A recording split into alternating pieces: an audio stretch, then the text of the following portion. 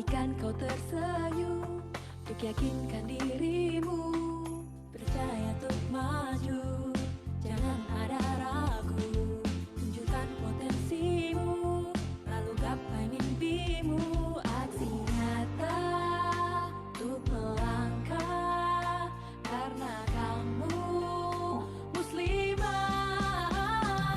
Muslimah berdaya, tampil dengan karyanya, peduli kepada sesama, gapai cita dan cinta. Muslimah berdaya, tampil dengan hijabnya, yang taat kepada Rabbnya, yang cantik karena hatinya. Yeah, yeah, yeah. Percaya untuk maju, jangan ada ragu. Tunjukkan potensimu, lalu gapai mimpimu. Buktikanlah dan yakinlah, karena kamu muslimah.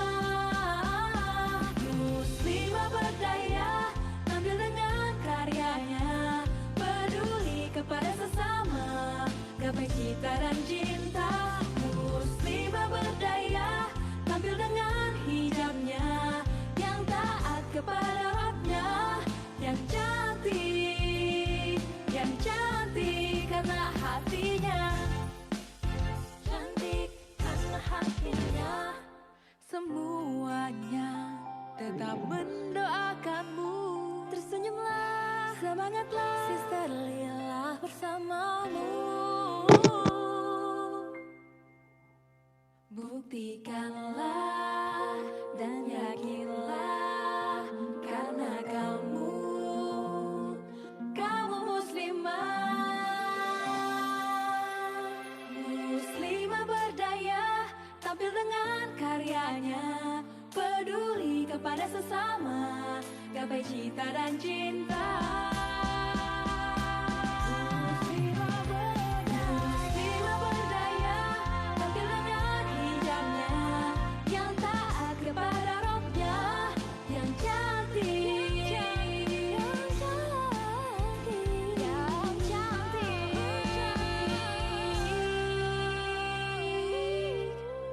karena hatinya.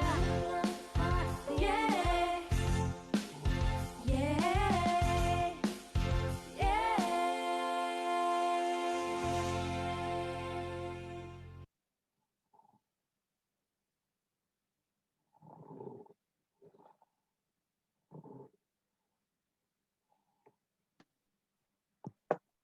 Oke, bismillahirrahmanirrahim.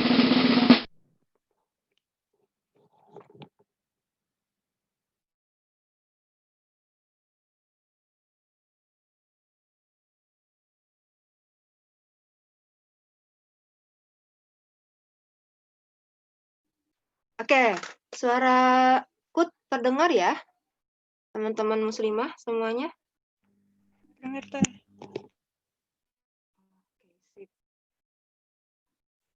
Ya, bismillahirrahmanirrahim. Assalamualaikum warahmatullahi wabarakatuh. Waalaikumsalam warahmatullahi wabarakatuh. Ya, alhamdulillahirrahmanirrahim. Kita bertemu lagi ya, sahabat-sahabat muslimah semuanya. Selamat pagi menjelang siang, dan selamat datang di acara OSBA, One Step Closer to be Awesome Writer. Ya, untuk yang kemarin sudah hadir, berarti selamat berjumpa kembali ya di acara OSBA. Dan untuk yang baru hadir hari ini, selamat datang teman-teman. Semoga hari ini kita dapat kita kembali mendapatkan ilmu-ilmu dan pengetahuan-pengetahuan yang bermanfaat ya. Oke, kita buka saja ya. Bismillahirrahmanirrahim. Alhamdulillahirrabbilalamin wa bihi nasta'in wa ala umuri dunya waddin. Wassalatu wassalamu ala asyrafil anbiya'i wa mursalin sayyidina Muhammad wa ala alihi wa sahbihi ajmain, amma ba'du.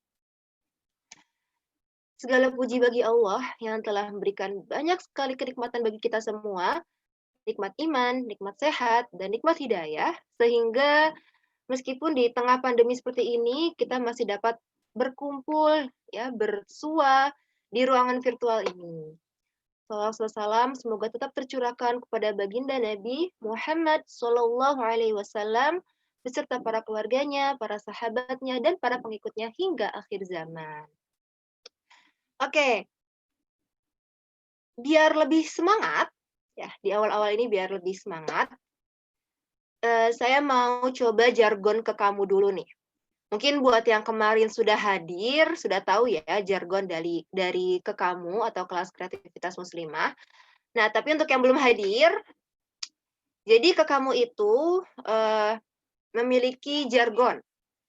Kalau saya katakan kelas kreativitas muslimah, teman-teman bisa jawab muslimah berdaya, karya raya. Oke? Siap ya? Saya beritahu sekali lagi. Kalau saya katakan kelas kreativitas muslimah, teman-teman silakan dinyalakan mikrofonnya dan jawab muslimah berdaya, karya raya. Oke? Kita coba ya. Boleh dinyalakan mikrofonnya. Kita jargon nih, biar pagi kita ini semakin semangat dan semakin fokus mendengarkan pematerian yang hari ini keren banget nih dari Mbak Triana. Kita jargon dulu. Kelas kreativitas muslimah. Muslimah berdaya. Karya Karya raya. Oke, sekali lagi biar kompak semuanya. Pengen mendengar suara teman-teman semuanya, para sahabat muslimah semuanya, muslimah berdaya yang karya raya. Kita kompak ya menjawabnya. Silakan boleh dinyalakan mikrofonnya. Sekali lagi. Kelas kreativitas muslimah. Muslimah berdaya. Karya raya. Oke, sip. Ya, kemarin kita sudah mendengarkan pematerian yang luar biasa, sangat insightful ya, dari Mbak Yana, Mbak Azura Dayana, seorang penulis, editor, dan peraih novel terbaik IBF Award tahun 2014. Dan hari ini, kita akan kembali menyimak materi yang nggak kalah keren dari Mbak Tiana Rahmawati, beliau ini adalah editor penerbit Republika. Ya, kita akan kupas bagaimana sih caranya agar novel kita bisa tembus ke penerbit besar ya. Mungkin nanti akan dijelaskan juga nih apa sih perbedaannya penerbit, apa saja sih jenis-jenis penerbit gitu ya. Kan zaman sekarang tuh banyak sekali penerbit-penerbit di Indonesia ini gitu ya. Sudah banyak sekali penerbit dan bagaimana sih perbedaan antara penerbit yang mungkin nanti kita tahu dengan istilah indie ya, dengan penerbit yang mayor. Kemudian bagaimana biar novel kita bisa terbit nih di penerbit-penerbit besar dan bisa berjejer di toko buku besar gitu ya. Oke, dan jangan lupa teman-teman menyimak materi ini sampai selesai, ya, pematerian kemarin dan hari ini. Kemudian jangan lupa bikin resamnya, ya, rangkuman, ringkasannya, dan bisa teman-teman upload di Instastory teman-teman. Lalu tag ke kamu, ke.kamu, ya. Nanti akan ada door prize bagi peserta yang beruntung. Akan ada door prize 3 buku yang sangat keren. Oke. Ya, untuk menambah keberkahan acara kita hari ini, marilah kita dengarkan lantunan ayat suci Al-Quran dari salah seorang sahabat kita, yaitu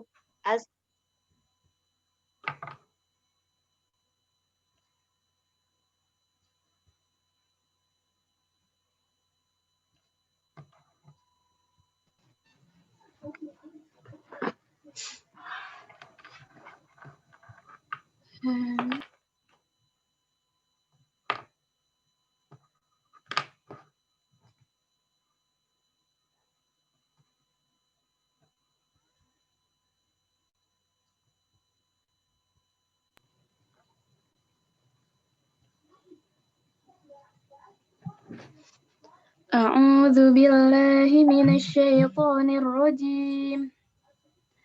La yukallifullahu nafsan illa wus'aha. Laha ma kasabat wa 'alaiha ma iktasabat. Rabbana la tu'akhidna in nasina aw akhtana. ربنا ولا تحمل علينا إصرا كما حملته على الذين من قبلنا ربنا ولا تحملنا ما لا طاقة لنا به واعف عنا واغفر لنا وارحمنا أنت مولانا فانصرنا على القوم الكافرين صدق الله العظيم.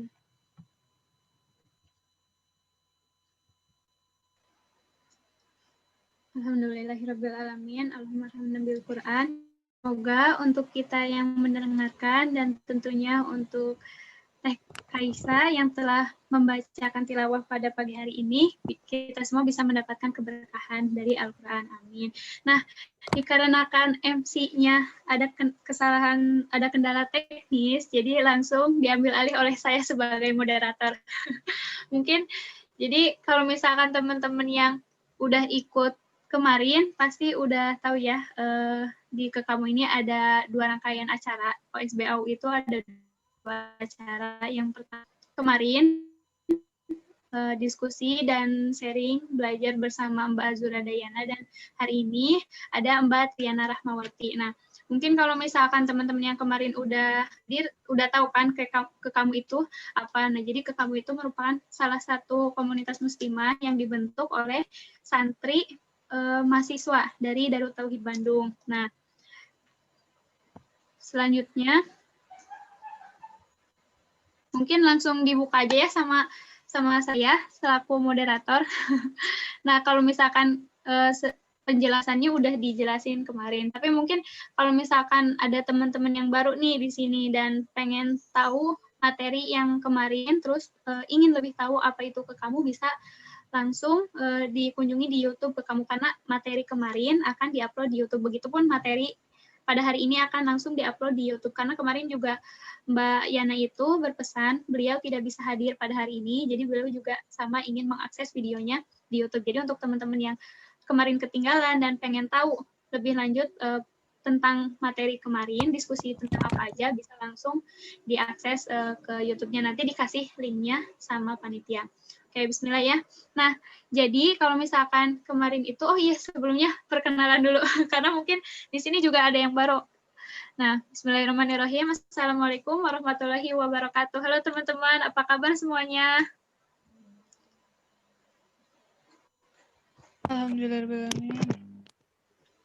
Alhamdulillah baik ya. Semoga kita semua senantiasa Allah muliakan, Allah bahagiakan, dan sehat-sehat. Amin. Terima kasih sebelumnya kepada audiens yang telah menyempatkan waktunya, telah memberikan effortnya, mulai dari waktu, tenaga, pikiran, bahkan mungkin kuota ya, untuk belajar bersama di pagi hari ini dengan Kekamu di OSBAU ini. Nah, semoga apa yang kita korbankan untuk belajar ini bisa menjadikan keberkahan untuk kita di hari. Amin. Nah, saya Kania Teresa yang berperan sebagai moderator, diamanahi sebagai moderator yang akan memandu keberlangsungan acara pagi hari ini. Nah, jadi kalau misalkan kemarin itu kita berbicara tentang teknis, lebih ke teknis ya, maksudnya kemarin itu berbicara dengan Mbak Yana itu membahas tentang langkah-langkah awal dalam membuat novel. Nah, beliau juga menceritakan bagaimana strateginya agar novel kita menjadi juara atau menjadi favorit. Beliau juga membahas tuntas seputar pengalaman, mulai dari kesulitan dan juga solusi yang beliau lakukan dalam menulis, kayak gitu, sampai akhirnya beliau mendapatkan berbagai penghargaan dalam dunia penulisan, termasuk di novel. Tapi kalau misalkan ngomongin tentang kepenulisan nggak cukup sampai situ kan, karena selain menulis pasti kita juga bercita-cita ingin menerbitkan sebuah bukunya gitu. Jadi nggak hanya berbentuk tulisan tapi berbentuk sebuah karya, yaitu buku gitu. Nah, tapi gimana sih caranya supaya tulisan kita atau naskah yang telah kita buat bisa dilirik atau bisa tembus ke penerbit mayor gitu. Nah, pada hari ini akan dikupas tuntas oleh Mbak Triana Rahmawati. Mungkin sebelumnya kita sapa dulu ya Mbak Triana. Mbak Triana sudah hadir bersama kita. Assalamualaikum Mbak Triana. Waalaikumsalam warahmatullahi wabarakatuh. Halo, assalamualaikum. Alhamdulillah. Gimana Mbak kabarnya? Alhamdulillah. Oke Mbak, sebelumnya mungkin karena teman-teman juga udah nggak sabar ya, sangat antusias dari kemarin hadir dan sekarang juga hadir. Terus saya juga mengucapkan terima kasih kepada Mbak Triana. Kemarin juga hadir ya Mbak, Alhamdulillah. Masya Allah, sangat antusias Mbak. Terima kasih banyak. Nah, saya mau langsung membacakan CV mungkin ya Mbak, CV Mbak Triana terlebih dahulu. Nah, jadi teman-teman, Mbak Triana itu seorang penulis, novelis, sekaligus editor. Saya bukan Gimana novelis Mbak? loh. Oh Saya bukan, novelis. Masya Allah. Saya editor. Mohon maaf Mbak. Astagfirullah. Oke, maaf teman-teman. Salah, berarti saya kurang literasi. Mohon maaf ya Mbak. Nah, oke, lanjut ya. Jadi ternyata beliau itu seorang editor di penerbit Republika. Nah, jadi kalau misalkan teman-teman lihat nih CV-nya, beliau itu sudah berpengalaman di dunia editor selama 5 tahun. Jadi kurang lebih 5 tahun dari tahun 2015. Beliau juga pernah mengikuti beberapa training dari tahun 2014 sampai tahun 2019 dan mendapatkan penghargaan sebagai pembicara di London Book Fair pada tahun 2019. Dan beliau telah menyelesaikan studi sarjananya di UI Sastra Indonesia. Nah, Masya Allah, Alhamdulillah. Nah, ini di sini juga ada kontaknya untuk teman-teman mungkin yang ingin diskusi lebih lanjut dengan Mbak Triana atau ingin tanya-tanya seputar penerbitan, nah boleh langsung di save kontaknya beliau. Nah, oke Mbak Triana, mungkin kalau misalkan hari ini kan mau membahas tuntas seputar penerbitan ya, mulai dari perbedaan antara penerbit mayor dan minor, terus nanti juga mau diskusi ada sesi tanya jawab. Jadi pertama-tama mungkin dari Mbak Triana dulu pematerian selama 30 menit, nanti akan ada sesi tanya jawab. Dan untuk teman-teman audiens juga diperbolehkan untuk membuat rangkuman dan jangan lupa untuk diupload ke Instagram story kalian dan tag ke Instagram ke kamu @ke.kamu dan juga kepada Instagram Mbak Yana, Mbak Azura Dayana dan Mbak Triana Rahmawati. Oke, Mbak mungkin karena udah nggak sabar ya pengen belajar langsung dengan Mbak Triana, mungkin langsung dipersilahkan. Selamat menyaksikan teman-teman. Oke, terima kasih Khania. Oke, aku sih sebenarnya pengennya santai aja ya diskusinya, apalagi teman-teman mungkin juga penulis juga, mungkin bukan pemula lagi, bahkan udah ada yang beberapa kali nulis gitu ya. Kalau misalnya memang ada yang mau ditanyakan, silahkan bisa interupsi atau mau nulis lewat via chat dulu, boleh. Oke, aku share screen dulu ya.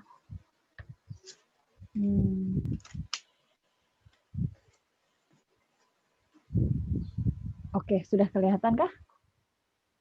Sudah ada, Mbak. Oke, jadi kesannya heboh gitu ya menembus penerbit mayor, padahal ya lumayan lah ya.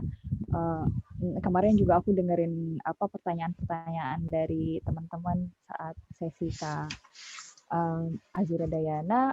Aku pikir menarik ya pertanyaan-pertanyaannya, dan mungkin semoga aku bisa menjawab juga sebagian dari pertanyaan itu di sesi kali ini. Oke, kita mulai aja langsung. Sebenarnya ada beberapa hal yang membuat sebuah naskah itu bisa diterbitkan sama penerbit mayor atau enggak. Aku nggak ngomongin perbedaan dulu ya, karena aku pikir sih pada dasarnya teman-teman udah tahu kali ya perbedaan antara indie dan mayor gitu ya. Tapi aku akan lebih detail membahas kenapa ada naskah yang bisa tembus, kenapa ada naskah yang tidak bisa tembus gitu ya. Karena ada 4 faktor. 4 faktor itu pertama yang paling penting tentunya adalah naskahnya. Seperti apa sih naskah yang lolos, kita akan bahas nanti. Selain kemarin sudah dibahas sama Mbak Yana ya, aku akan nambahin sedikit aja. Lalu faktor penulis itu juga penting loh. Kemarin juga ada yang nanya soal apakah benar ya yang dicari itu sekarang penulis-penulis yang followernya banyak gitu ya, yang di media sosial tuh populer gitu ya. Kita akan bahas itu nanti. Lalu ada tentang sasaran pembacanya. Karena selain selain naskah dan penulis, tentunya buku itu, sebuah naskah itu tentu butuh pembaca kan gitu. Kita akan bahas juga sebenarnya bagaimana hubungan naskah sama pembaca gitu, dan karakter penerbit, karena ada banyak sekali penerbit di Indonesia, bahkan di dunia ini gitu ya. Apa sebenarnya yang dicari sama penerbit-penerbit ini dari para penulis gitu. Nanti kita bahas. Naskah.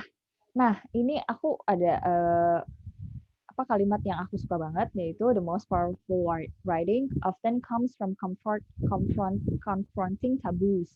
Jadi memang teman-teman pasti pernah baca mungkin ya, insya Allah banyak penulis-penulis yang buku-buku yang sangat melekat di hati gitu ya, sangat keren. Misalnya mungkin kemarin Mbak Zura Dayana itu Dan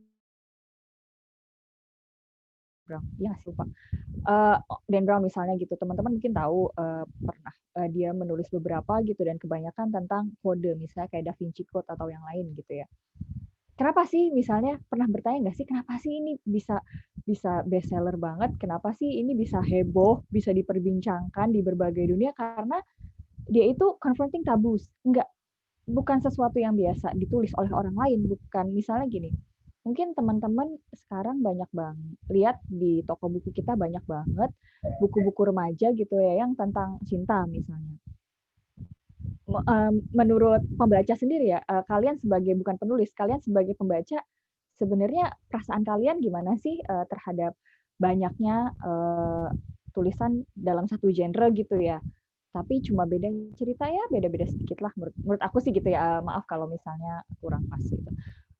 Tapi maksudnya ada nggak sih yang benar-benar dari misalnya dari 100 buku, ada nggak sih yang benar-benar wow meledak gitu, terus kayak membuat sebuah sensasi gitu ya? Mungkin ya banyak yang populer, tapi mungkin tidak sepopuler itu juga gitu ya. Karena ya itu tadi, aku sih merasa belum ada yang berani speak up berbeda dibanding yang lain gitu. Karena sebenarnya naskah itu, idenya itu bisa biasa-biasa saja. Biasa banget kehidupan sehari-hari, kehidupan suami istri, ibu sama anak, suami dengan istri gitu ya, atau bahkan orang tua dengan anak gitu, bagaimana hubungan mereka.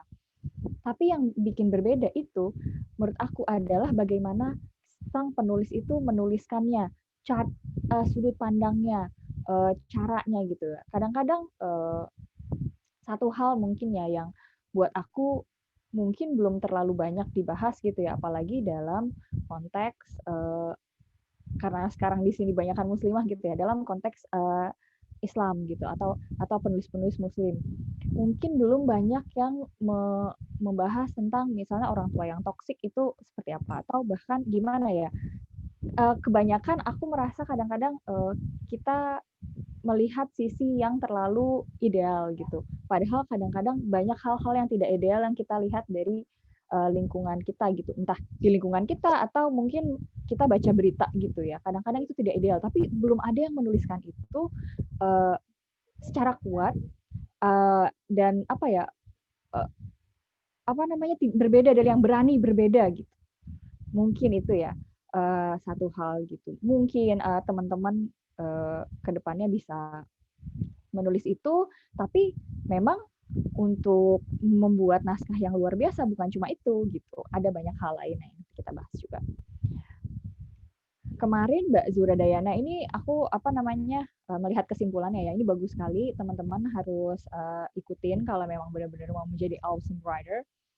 Pertama, rutin menulis tentunya, karena memang mau menulis gitu ya, pengen jadi penulis, dan rajin membaca, kreatif mencari ide, dan pintar memanfaatkan peluang. Menurut aku ini saran yang bagus banget, dan mungkin saran tadi aku soal bagaimana menulis sesuatu yang tidak biasa ditulis itu bisa ditambah dari tips Mbak Zura Dayana juga gitu. Itu dari segi naskah, karena jujur ya, mungkin di Republika Penerbit sendiri ada banyak sekali naskah-naskah yang masuk ke email. Bahkan maksudnya aku adalah salah satu orang yang baca satu-satu gitu. Bahkan mungkin dalam 1 tahun aku bisa baca 300 naskah secara menyeluruh gitu ya. Nggak cuma, kan kadang-kadang ada beberapa penerbit yang mau terima 3 bab pertama gitu, lalu 5 bab pertama atau gimana gitu. Tapi aku nggak, karena menurut aku kadang-kadang fiksi itu penuh dengan kejutan kan.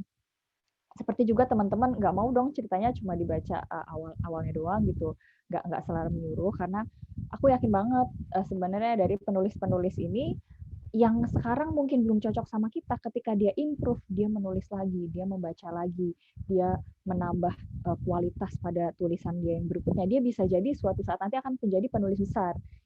Walaupun mungkin nggak sama Republika, bisa jadi sama penerbit lain gitu ya. Tapi sebagai editor, aku merasa punya tanggung jawab itu, bahwa setiap naskah itu ada kelebihan dan kekurangannya, dan kita harus pointing kekurangannya sekaligus pick up kelebihannya apa, dan itu yang membuat seorang penulis itu jadi gitu, nggak cuma sekedar tolak-tolak gitu misalnya. Lalu ada satu hal juga yang jadi pertimbangan ketika kita mau menerbitkan sebuah naskah atau enggak, itu adalah tentang penulisnya. Jadi kita nggak memisahkan antara naskah dan penulis, karena kalian itu, naskah dan penulis itu sebuah entitas yang ibaratnya nggak jauh berbeda gitu. Bayangin gimana kalau misalnya naskahnya naskah agama tapi penulisnya itu bukan, tidak mempunyai latar belakang ilmu agama gitu. Tentunya kan pasti sangat-sangat tidak pas gitu ya. Kalau kita terbitin, sebenarnya ini naskahnya bagus, dia secara penulis bagus ya, penulis bagus gitu ya, cara menyampaikannya oke, materinya juga bagus gitu ya, sangat-sangat bermanfaat nih kalau misalnya dibaca orang. Tapi ternyata latar belakangnya itu tidak punya ilmu agama, berarti kan itu nanti akan jadi konflik di umum gitu ya. Jangan-jangan malah ada hal-hal yang tidak sesuai gitu, yang bahkan orang-orang yang hanya ilmu-ilmu tinggi yang ngerti gitu. Jadi penting banget untuk membentuk kualitas diri kalian juga sebagai penulis, bukan sekedar berfokus pada naskahnya gitu. Kenapa? Kita harus balik lagi ke diri kita sendiri. Sebenarnya ke teman-teman ya yang mau jadi penulis, insya Allah akan menjadi penulis besar nanti. Mengapa? Kenapa sih kalian jadi penulis? Kalian harus lihat lagi ke dalam diri kalian. Apa kalian memang bercita-cita dari penulis? Atau kalian profesi penulis? Apakah kalian memang mau mendapatkan uang dari menulis gitu ya, kegiatan menulis? Apa karena kalian punya pengalaman yang keren gitu ya, yang kayaknya tuh bisa menginspirasi orang lain gitu, sehingga kalian ingin menulis pengalaman ini?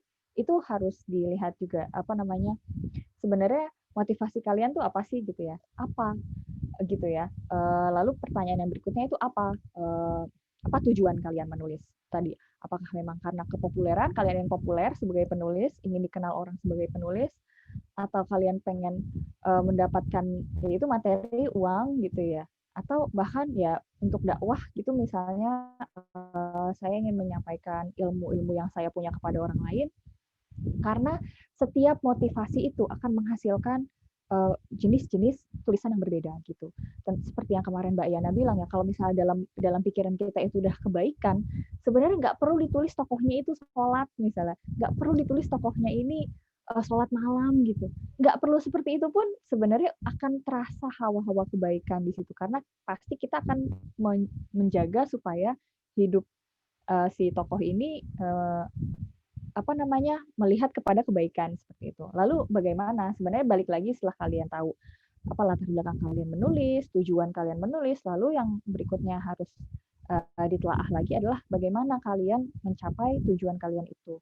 Apakah memang kalian yang cocok untuk tujuan kalian itu adalah menulis novel, atau kalian mau menulis cerpen, atau bahkan mungkin esai atau opini yang bentuknya non-fiksi seperti itu ya. Harus dicari cara-cara yang paling pas untuk mencapai tujuan kalian. Karena kalau nggak pas ya, caranya nggak ibaratnya buka kunci gembok tapi pakai kunci linggis gitu ya, nggak akan pas. Sebenarnya balik lagi itu tadi harus dicari sebenarnya cara yang pas untuk mencapai tujuan kalian itu apa gitu. Lalu ini sebenarnya bahkan sebelum naskah kalian diterima pun gitu ya, atau supaya memperbesar kans, itu ada hal-hal yang bisa dilakukan oleh penulis sendiri. Pertama yaitu seperti yang Mbak Azura Dayana bilang, semakin sering menulis semakin baik. Either sekarang banyak banget ya platformnya, ada mungkin Twitter, sosial media, Twitter, Instagram, Facebook mungkin kalau ada yang masih pakai Facebook. Lalu mungkin ada hal-hal lain yang aku juga nggak bisa keep up ya, karena sekarang banyak banget sosial media. Lalu mengetahui secara pasti kekurangan dan kelebihan kita. Tapi bagaimana cara kita melihat kelebihan dan kekurangan kita sendiri? Seperti yang Mbak Dayana juga kemarin bilang, bahwa akan sangat baik kalau kita punya first reader, orang yang membaca naskah kita gitu.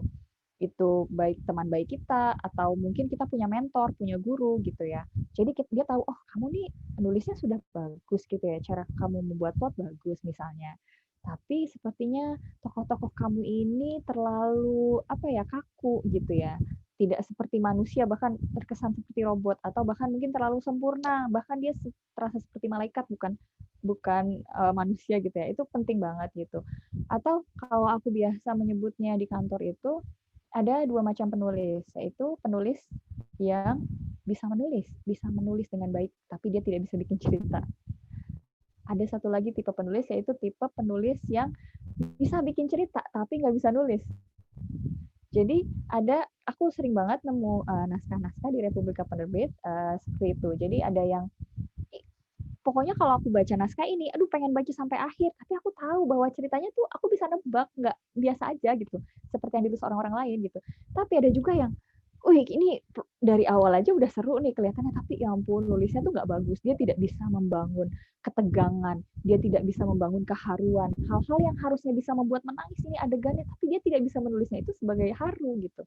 Nah hal-hal seperti itu kan memang tidak bisa dibangun hanya dalam naskah pertama. Kalau memang kalian bisa menulis naskah pertama, itu satu langkah yang baik, tapi lalu tulis naskah yang berikutnya lagi.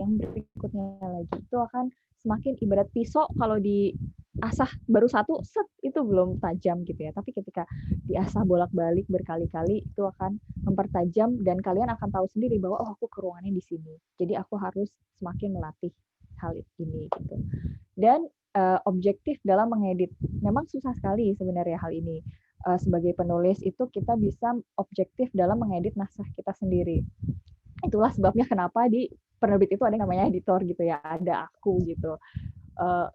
Kalau misalnya semua penulis bisa objektif mengedit naskahnya sendiri, kayaknya profesi aku mungkin nggak ada gitu ya. Tapi ada satu hal yang bisa membantu, yaitu tadi punya first reader, punya guru, punya mentor menulis gitu. Karena kadang-kadang kita terlalu emosional dalam menulis naskah kita sendiri, itu kita terlalu emosional sehingga kita tidak bisa melihat apa kekurangan dan kelebihan dari naskah ini. Itu bisa dibangun sebenarnya. Balik lagi tadi ketika aku bilang naskah kedua, naskah ketiga, biasanya kalau kita udah punya naskah 4 misalnya ya, kita sudah selesai nulis naskah keempat, kita akan tahu kelemahan kita di naskah pertama kita itu apa. Karena udah ada jarak di situ, ada jarak naskah, kita sebenarnya sudah bertumbuh gitu ya. Secara kepenulisan sudah bertumbuh, secara pengetahuan sudah bertambah. Dengan dari naskah pertama mungkin kita baru baca 100 buku, sedangkan di naskah keempat kita udah baca 400 buku, tentunya kan pasti bertambah ilmunya gitu. Kita akan lebih mudah untuk melihat kekurangan dan kelebihan naskah kita. Dan juga penulis bisa memanfaatkan berbagai media sosial yang ada. Kemarin ada yang nanya soal yang itu tadi follower gitu ya. Sebenarnya kalian juga bisa membangun writership, authormanship gitu ya, semacam itu kepenulisan. Jadi kalau kalian makin sering menulis di media sosial, tentunya orang-orang akan mengenal kalian sebagai penulis, dan tentunya kalau ada kekurangan biasanya orang-orang juga akan Kak, kayaknya nggak gitu deh misalnya ya. Misalnya kalian menulis opini, kayaknya nggak gini, akhirnya berdiskusi, bertambah gitu. Dan orang-orang juga makin melihat kalian sebagai penulis gitu ya. Dan dengan sudah terbentuknya image bahwa kalian itu memang penulis yang aktif gitu ya. Bukan suka penulis doang, penulis yang aktif. Karena kalian tentu kalau mau menerbitkan buku nggak cuma 1 buku selesai gitu ya. Penulis yang aktif itu kalian juga harus membangun penerbit itu melihat juga, sebenarnya kalian penulis yang aktif nggak sih gitu, jangan-jangan kita terbitin 1, terus habis itu udah nggak mau nulis lagi gitu. Kita mau melihat ya ibaratnya ibadah ya, kita tuh harus melihat keistiqomahan kalian gitu. Karena biasanya untuk membangun brand pribadi penulis itu sangat susah, kecuali memang penulisnya sendiri itu bisa terlihat istiqomah gitu ya. Karena orang-orang, aduh buku selanjutnya mana nih, kalau misalnya penulisnya nggak istiqomah menulis ya susah juga kan gitu. Apalagi sekarang udah ada platform menulis ya, dari platform menulis di media sosial ataupun bahkan penerbit ibaratnya penerbit gitu ya, platform menulis yang online gitu, itu bisa dimanfaatkan juga untuk mendapat feedback dari pembaca secara real time gitu. Oke, selanjutnya kita harus mengenal pembaca kita. Siapa sasaran pembaca kita?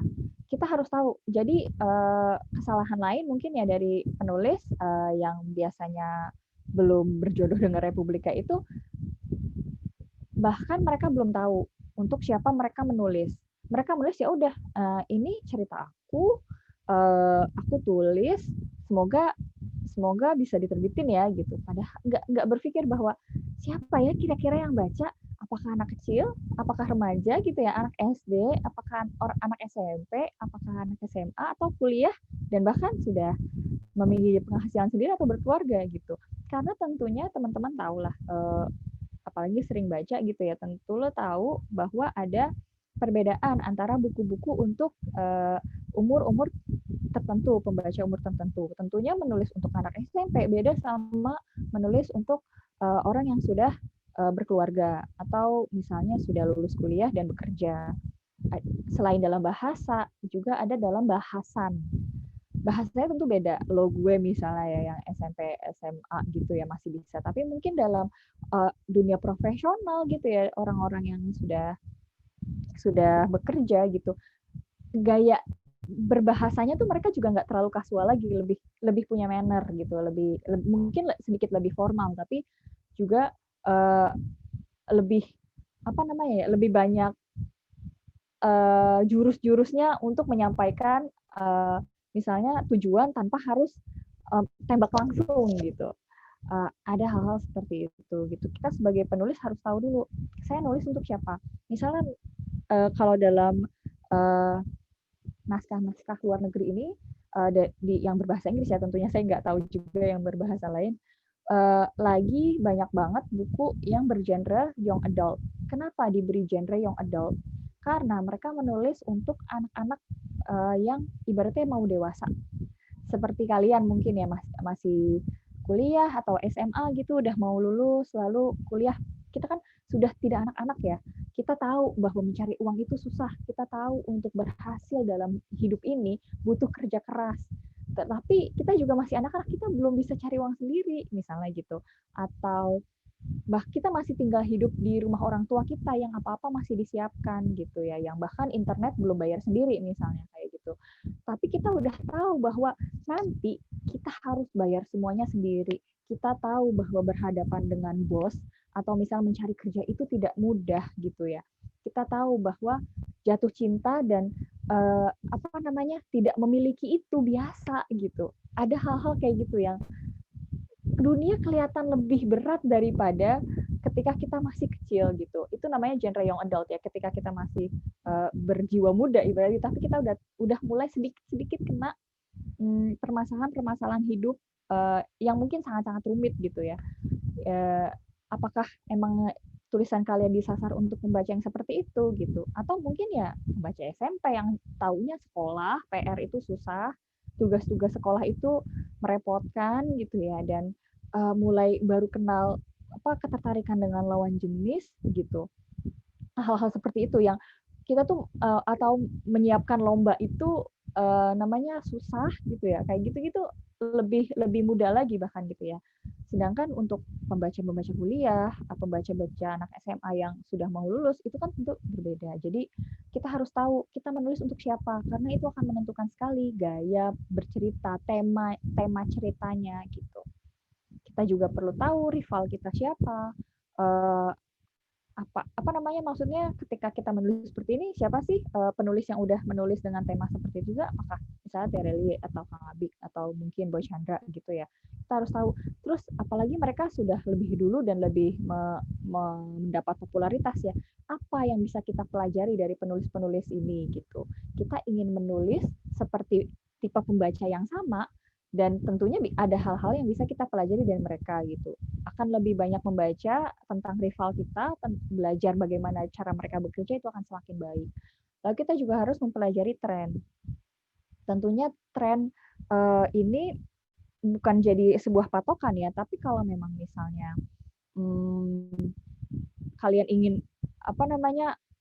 populer sekarang gitu ya, sekarang atau misalnya 2 tahun ke depan ya mungkin tren bacaan belum terlalu banyak berubah. Ini bisa juga dipelajari. Tapi itu tadi kalau memang kalian bisa confronting tabu, menulis sesuatu hal-hal yang memang sebenarnya beda lain daripada yang lain, tapi tentunya masih dalam jalur positif gitu ya, itu bisa dicoba juga gitu. Jadi nggak harus terpaku sama tren. Lalu dampak. Sebenarnya apa dampak yang kalian inginkan ketika pembaca sudah selesai membaca naskah kalian? Ini aku terlalu panjang ya penjelasannya. Tapi maaf, ini tapi menurut aku penting. Jadi kadang-kadang ada penulis yang sekedar ini pengalaman saya, ini menurut saya sangat penting untuk disampaikan. Tapi kira-kira apa sih yang ketika pembaca sudah membaca naskah kalian, kira-kira mereka akan mengambil nilai seperti apa, berdampak apa, positif atau negatif kah, atau ya udah oke selesai, udah lanjut gitu, nggak ada kesan yang mendalam atau gimana, itu harus dipikirkan juga ketika menulis. Lalu ya personal. Jadi membangun hubungan personal antara penulis dan pembaca itu sekarang sangat penting karena baik lagi ya, sekarang udah era media sosial di mana ada lagi batas-batas antara pembaca dan penulis gitu, bisa langsung interaksi real time gitu. Akan sangat baik kalau kalian bisa membangun hubungan personal dengan mereka karena menurut survei juga, jadi pembaca muda ya kita bilang, bukan pembaca dewasa seperti yang udah kerja atau kuliah gitu ya. Pembaca muda itu biasanya sekarang mau atau lebih tertarik sama buku-buku yang direkomendasikan sama temennya atau dikenal secara personal sama mereka gitu, kayak aku merasa kedekatan pribadi gitu ya. Mungkin teman-teman tahu nanti kita cerita tentang hari ini kayak ini aku banget, aku beli misalnya kayak gitu. Sebenarnya terus kalian juga bisa membangun interaksi dengan mereka. Jadi mereka merasa kenal, merasa teman dekat. Jadi kalau kalian melakukan apapun, teman-teman di media sosial itu bisa mendukung seperti itu. Jadi mengenal secara personal pembaca kalian itu akan sangat baik, dan itu juga bisa sangat memberi masukan juga ya kepada tulisan-tulisan kalian. Oh, pembacaku suka yang seperti ini misalnya, aku coba deh masukin gitu. Tentunya pakai ditambah lagi dengan pikiran-pikiran kalian. Menurut aku kayaknya ini bagus, cuma menurut aku kalau begini lebih bagus gitu ya. Akan ditambah hal-hal Islami misalnya lebih bagus gitu. Itu bisa juga dibuat. Lalu selanjutnya baru kita masuk ke penerbit. Tadi sudah ada naskah, lalu sudah ada penulis, lalu sudah ada pembaca, lalu kita baru masuk ke penerbit. Karena penerbit ini bisa dibilang sekarang itu kan beda ya dibandingkan zaman dulu sama zaman sekarang. Dulu kesannya tuh penerbit itu menjadi sesuatu yang sangat-sangat sakral. Jadi satu-satunya pakem untuk melihat bahwa sebuah naskah itu layak atau tidak layak. Ya, walaupun itu masih sekarang, masih dilakukan sekarang, tapi kupikir dengan cepatnya perubahan zaman gitu ya, dan dengan cepatnya perkembangan teknologi, hal ini bisa jadi tidak relevan lagi mungkin 5-10 tahun mendatang. Bahkan kalian nanti yang bakal lebih banyak berkontribusi pada kepopuleran atau kualitas naskah kalian sendiri. Walaupun nanti tentunya penerbit akan jadi evolving into something different juga, something new gitu, yang punya peran mungkin nanti beda lagi. Tapi kita lihat di sini sekarang penerbit ini mungkin teman-teman udah tahu ya, aku pointing 3 hal aja. Proses lebih cepat. Ketika kita memasukkan naskah ke penerbit indie, tentu prosesnya lebih cepat karena penerbit indie itu kan ada banyak paket-paketnya biasanya ya. Kita tergantung mau pilih yang mana. Misalnya dengan 3 bulan, lalu distribusi sekian gitu, ada paketnya kalian harus mengeluarkan uang beberapa gitu. Karena biasanya sih yang aku tahu tergantung kalian mau mengeluarkan biaya berapa, lalu penerbit indie bisa menyesuaikan kebutuhan yang dibutuhkan sama penulis. Jadi memang sangat personal sebenarnya. Tapi mungkin kekurangannya yang paling utama itu adalah distribusinya sangat terbatas karena biasanya masih sangat mengandalkan penulis untuk mendistribusikan sendiri karyanya. Walaupun bisa, tentunya nanti penulis harus mengeluarkan biaya lagi supaya penerbit indie bisa membantu untuk mendistribusikan misal ke seluruh Indonesia. Itu tentu beda sama penulis yang udah cetak aja nanti aku yang distribusin, itu biayanya tentu berbeda. Itu yang paling menonjol ya di antara penerbit indie sama mayor. Indie itu seperti itu. Tapi kalau Republika tentunya kalau penerbit mayor gitu ya, perbedaannya adalah sebenarnya penulis bisa sama sekali tidak mengeluarkan uang karena semuanya ditanggung sama penerbit. Jadi kalian tinggal serahin naskah, ya tentunya membangun tadi tetap membangun persona media sosial, terus menulis gitu ya, untuk siapa tahu naskah-naskah berikutnya akan lebih baik gitu. Tapi tidak ada biaya yang sama sekali dikeluarkan, dan distribusinya biasanya karena sudah established lama gitu ya, dan jadi mereka punya banyak jaringan di seluruh Indonesia, jadi buku kalian bisa nampang dari Sabang sampai Merauke karena sudah punya agen ataupun toko buku yang bekerja sama. Oke, jadi mengenal penerbit ya. Sebenarnya penasaran nggak sih teman-teman kadang-kadang kenapa sih di Indonesia ini banyak banget penerbit gitu ya? Ada Gramedia, teman-teman kemarin ada yang mau tebus Gramedia, lalu misalnya ada Republika juga, lalu ada yang namanya Gagas Media, lalu ada penerbit apa namanya yang Islam banyak ya, Gema Insani misalnya seperti itu. Terus ada penerbit Mizan yang kayaknya sama-sama Islam, sama kayak Republika sama Gema Insani gitu ya. Terus ada lagi namanya Proyu Media misalnya. Atau banyak banget penerbit yang ada di Indonesia. Kenapa sih bisa banyak banget gitu? Sebenarnya perbedaan yang paling mencolok di antara kami itu ya, masing-masing penerbit itu adalah visi mungkin ya. Karena visi-visi pendirinya itu berbeda. Ada misalnya Gramedia ya, tentunya kalian tahulah, maksudnya visi itu akan menjadi sesuatu yang akan terlihat di cetakan naskah-naskah yang mereka terbitkan. Kalau misalnya aku bisa bikin kuis sekarang gitu ya, sebenarnya dari yang teman-teman baca, misalnya Gramedia tuh visinya seperti apa sih? Atau mungkin Republika, dari buku-buku Republika, teman-teman tahu nggak sih visi kita dari buku-buku yang telah kami terbitkan gitu? Atau mungkin Gema Insani, tahu nggak sih buku-buku yang diterbitkan Gema Insani kan seperti itu? Kira-kira visinya seperti apa ya gitu? Karena menurut saya itu tuh sangat jelas gitu ya. Ada penerbit yang ya udah terbitin misalnya untuk ada penerbit yang visinya ya udah ini kita terbitin karena memang naskahnya bagus juga ya. Naskahnya bagus, lalu bisa menghibur pembaca, oke terbitin gitu. Ada yang kita pengen membuat pembaca itu mendapat misalnya nilai-nilai yang lebih bermanfaat di hidup mereka. Kalau naskahnya nggak ada nilainya kayak gitu, walaupun ditulis dengan bagus, walaupun sangat-sangat lucu atau sangat-sangat mengharukan, tapi nggak ada nilai-nilai yang baik, jangan diterbitin misalnya gitu. Ada yang banyak lah beda-beda ya lain-lain kayak gitu. Jadi balik lagi, nah dengan teman-teman tahu visi masing-masing penerbit, tentunya teman-teman itu bisa lebih memilih kira-kira naskahku tuh cocok yang mana ya. Karena beda, kadang-kadang kalau salah ya, kalau tidak cocok sama kita nerbitin misalnya naskah yang Islami, tapi nerbitinnya di penerbit yang ibaratnya lebih bebas lah gitu ya, biasanya tidak akan mendapat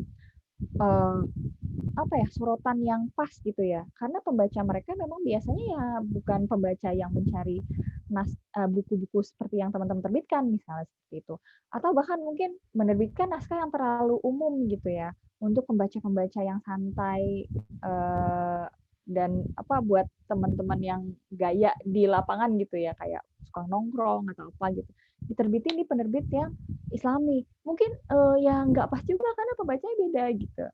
Hal kayak gitu bisa sangat mempengaruhi penilaian redaksi dan editor dalam meloloskan naskah kalian gitu. Karena di Republika sendiri pernah ada penulis yang lumayan besar gitu ya, yang tadinya terbit di Gramedia, bahkan dia sudah terbit di Gramedia ada beberapa buku gitu ya, tapi lalu dia merasa tidak kurang diperhatikan gitu ya, karena kan memang penerbit besar sekali gitu ya, dan pembacanya itu kurang cocok mungkin sama mayoritas membaca Gramedia. Akhirnya mereka pindah ke Republika karena merasa oh kita punya visi yang sama soal dakwah, soal Islam misalnya seperti itu.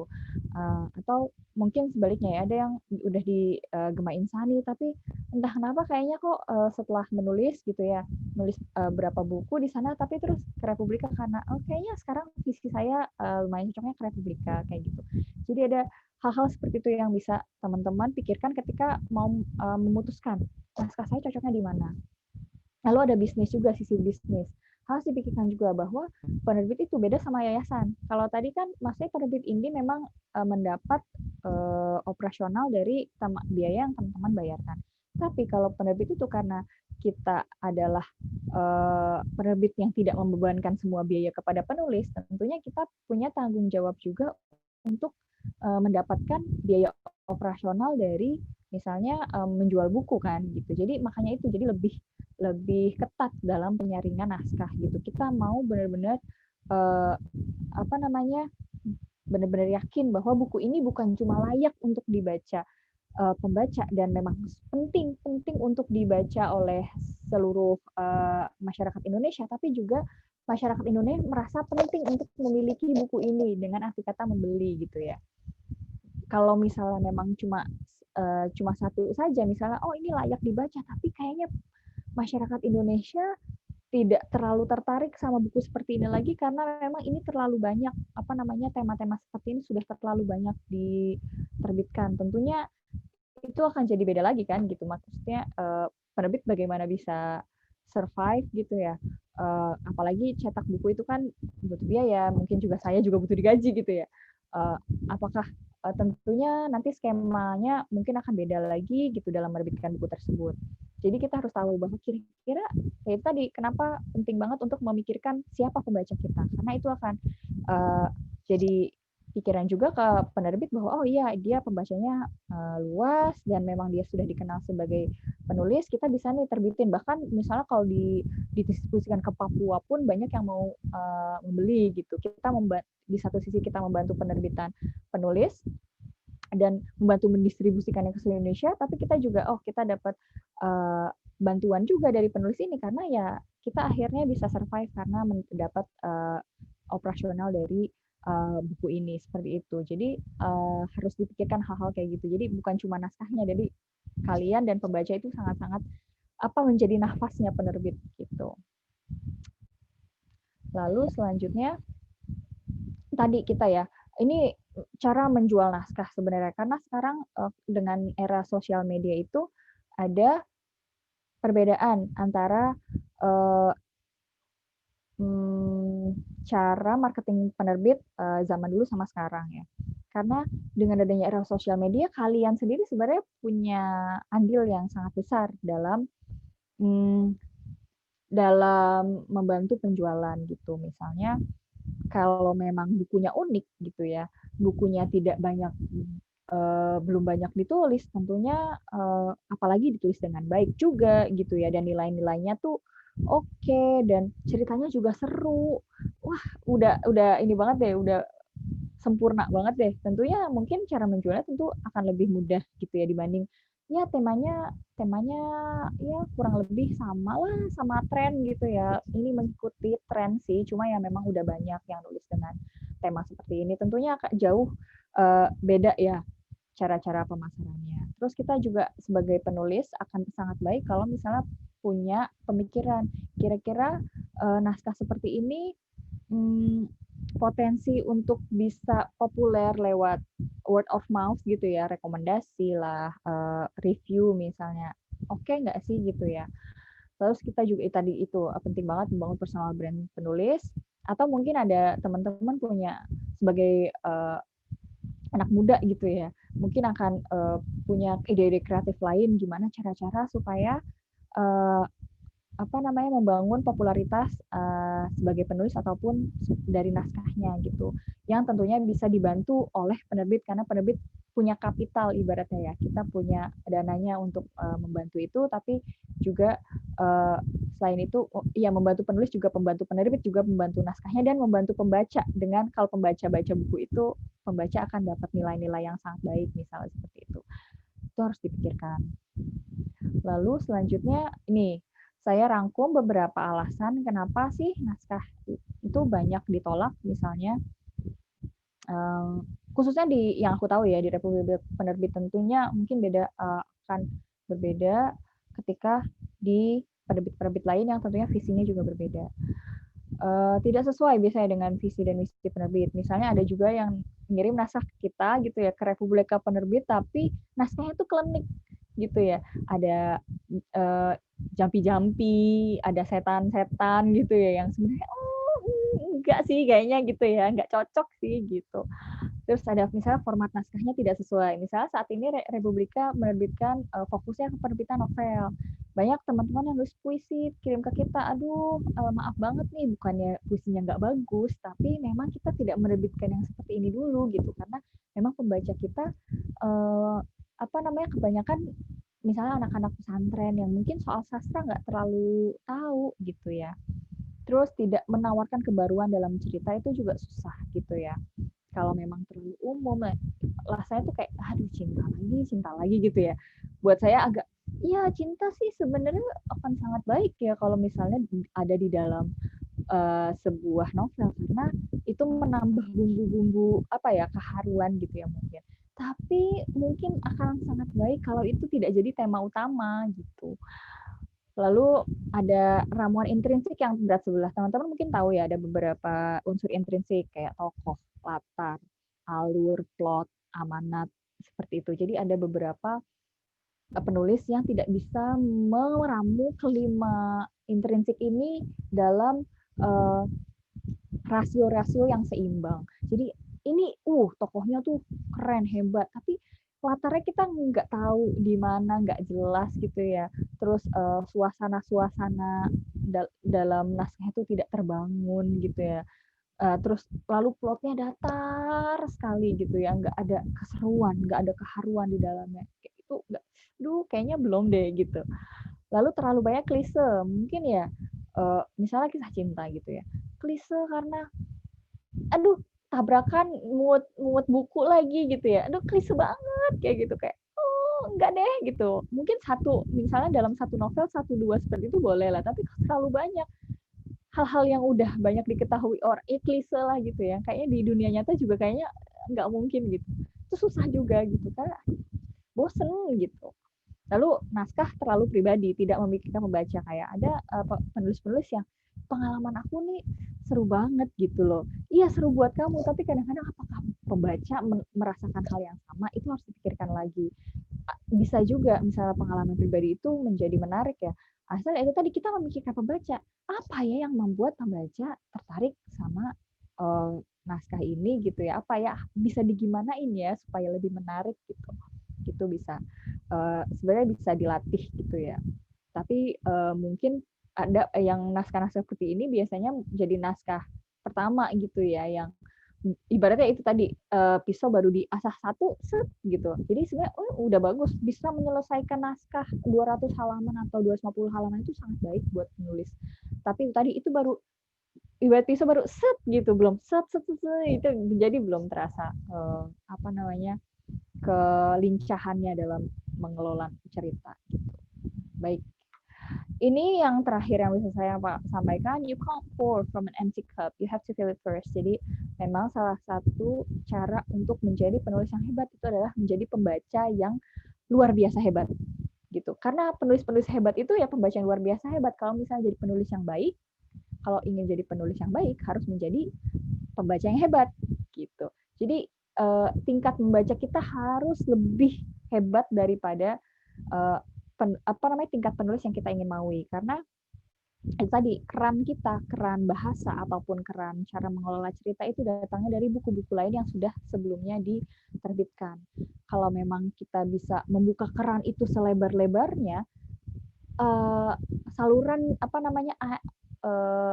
ide-ide yang bisa mengalir dari otak kita, gelas kita itu justru akan lebih lancar gitu ya. Seperti itu sih. Secara umum itu yang bisa saya sampaikan. Mudah-mudahan cukup, dan aku kayaknya terlalu panjang ya. Balik lagi ke moderator, mungkin ada pertanyaan.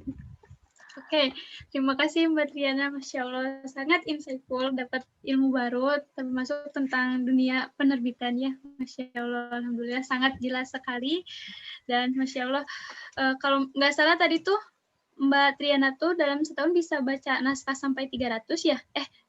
Dalam berapa waktu tuh? Ya, segitulah.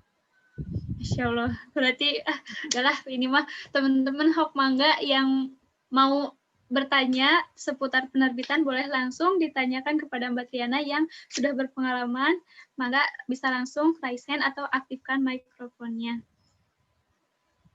Kapan lagi gitu ya bisa ketemu sama Mbak Triana yang udah berpengalaman di dunia penerbitan gitu. Nah, boleh untuk teman-teman silakan.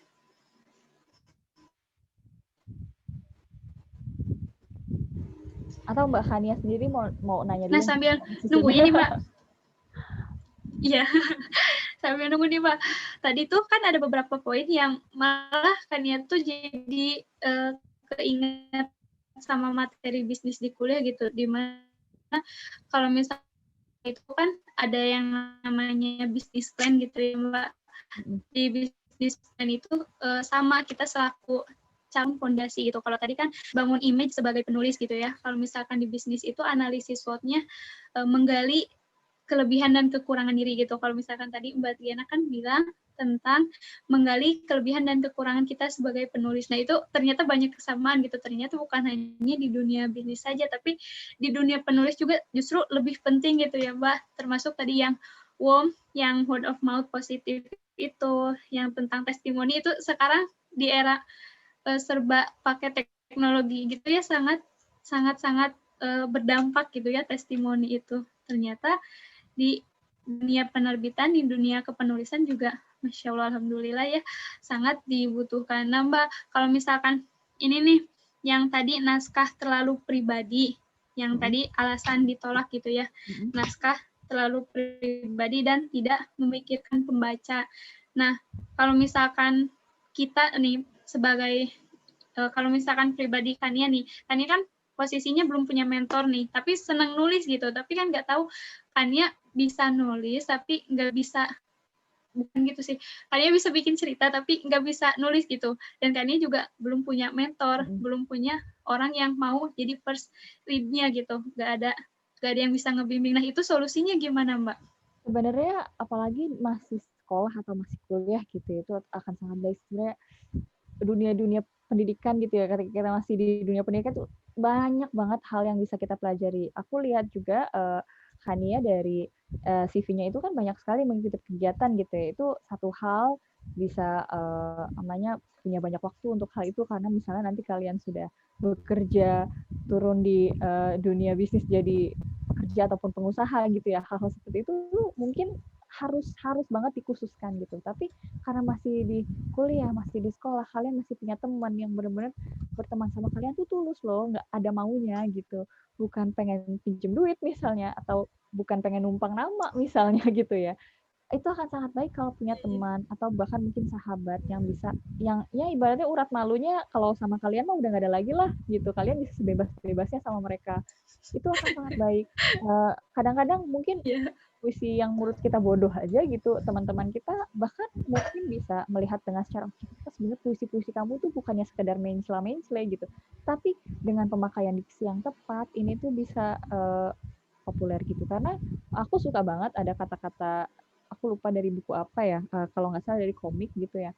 Sebenarnya yang bisa melihat kekurangan dan kelebihan kita itu orang lain, karena kekurangan dan kelebihan kita itu adalah di punggung kita. Kita nggak bisa lihat punggung kita sendiri gitu. Jadi kita butuh orang lain untuk melihatnya, baik itu misalnya editor, saya, ataupun bahkan mungkin teman-teman atau orang-orang terdekat kalian gitu. Jadi kalau memang sekarang masih punya teman, punya sahabat yang ya udah nggak ada apa malu-maluan lagi lah gitu, bisa tolong dong baca gitu. Mereka akan lebih baik dan memotivasi juga, terus melihat kekurangan dan kelebihan. Karena kadang-kadang kalau sama orang yang kita anggap teman tapi sebenarnya dia juga masih segan sama kita, kayak bagus gitu, yang disebutin bagus-bagusnya aja gitu. Iya betul. Oke. Berarti bisa dimulai dari lingkungan terdekat ya Mbak, dari teman ya. Oke. Sama. Nah, ini ada yang mau bertanya nih Mbak. Nah, pertanyaannya itu kalau mau mengajukan naskah, lebih efektif mengirimkan langsung secara offline atau via email atau online. Terkadang kalau via email suka lama nunggu, tapi tanpa tahu tanggapan dari penerbitnya gitu. Benar, sebenarnya saya sebagai orang yang menerima email misalnya atau menerima kiriman, kalau di Republika sendiri aku kurang tahu ya penerbit lain gimana, tapi akan lebih baik kalau sekarang itu kirimnya via email karena pertama tidak akan rusak, tidak akan hilang, secara ekonomis juga tidak membebani penulis gitu ya, tidak perlu kirim-kirim, nggak perlu ngeluarin uang, nggak perlu beli amplop gitu kan, nggak perlu ngeprint gitu, itu akan lebih ekonomis. Dan sebenarnya kalau soal lama atau tidaknya itu tergantung lagi, balik lagi, karena ada bayangin aja misalnya dalam 1 tahun aku terima bisa ya kira-kira sehari 2 lah ya naskah.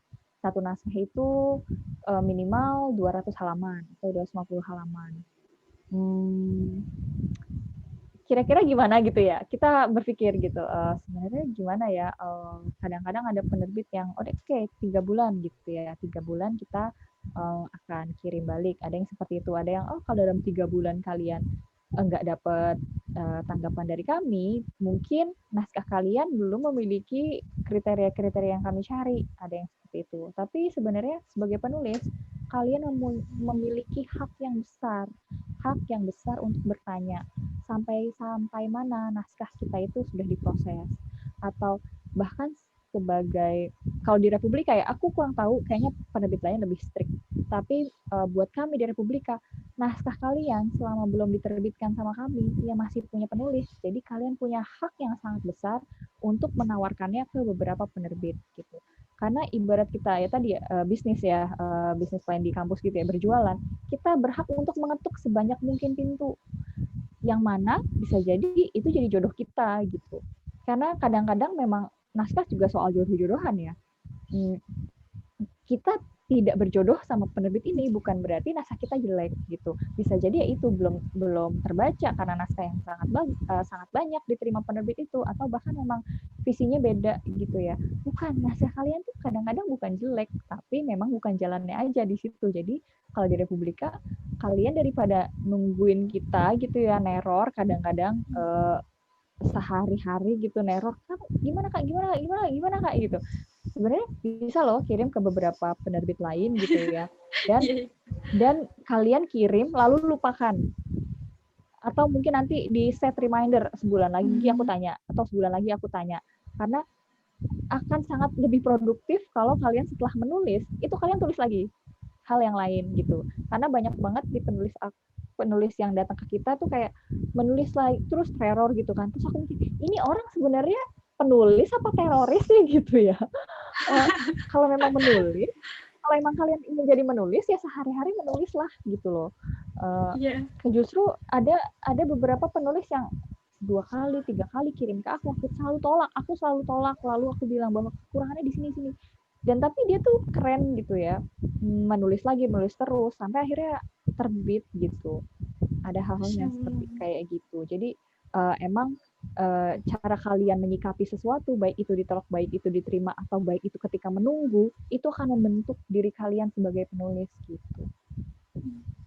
Gimana? Jadi ya intinya terus aja gerak gitu ya Mbak. Kalau misalkan terus bergerak, terus menulis, karena kalian pengen jadi apa sih penulis? Menulislah gitu. Oke, iya. Kalau 1 bulan, 3 bulan belum ada respon berarti naskah kita belum rezekinya istilahnya kali ya. Atau mungkin coba lagi di penerbit lain kayak gitu bisa. Atau tanya kalian tuh punya hak untuk bertanya loh gitu, jangan cuma nungguin gitu. Iya, oke. Nah selanjutnya Mbak, ini ada pertanyaan dari Teh Fahria. Masya Allah, Teh Fahria dari kemarin nih. Teteh ini tanya, sekarang nanya lagi, alhamdulillah aktif sekali Teh. Izin bertanya katanya, kalau di Republika menerima cerpen tidak, terus ciri khas Republika seperti apa ya? Kayak gitu Mbak. Pertama, Republika sebenarnya tidak menerima cerpen, tapi tentunya memang ada beberapa cerpen yang kita terbitkan. Mungkin Kang Abi kayaknya pernah juga terbit cerpen di kita. Tapi untuk penulis-penulis yang baru mungkin ya kita belum terbitkan cerpen karena mungkin aku bisa bikin polling gitu ya sekarang ke teman-teman, berapa di antara teman-teman sih yang lebih suka baca cerpen dibandingkan novel gitu. Karena kita melihat bahwa rasio pembaca cerpen di kita sekarang belum sebesar novel misalnya. Karena gimana ya, aku secara pribadi pun suka novel karena itu pembangunannya lebih komprehensif, tokohnya lebih kompleks, plotnya lebih banyak klimaksnya gitu ya, deg-degan gitu. Hal-hal seperti itu yang kita perhatikan sekarang gitu. Kita belum terima. Jadi kalau misalnya mau nulis novel akan sangat baik kirim ke kita, tapi untuk bentuk-bentuk yang lain kita belum terima. Dan ciri khas Republika seperti apa? Sebenarnya aku bakal nanya balik. Udah pernah baca buku Republika belum? Berapa gitu ya? Kalau memang biasanya sih kalau yang udah pernah baca buku-buku kita udah tahu Republika cari yang seperti ini gitu. Walaupun sebenarnya mungkin ya ada shifting juga sekarang bahwa gini, mungkin teman-teman banyak tahu ya ada penerbit-penerbit yang bisa dibilang umum tapi juga menerbitkan buku-buku Islami misalnya.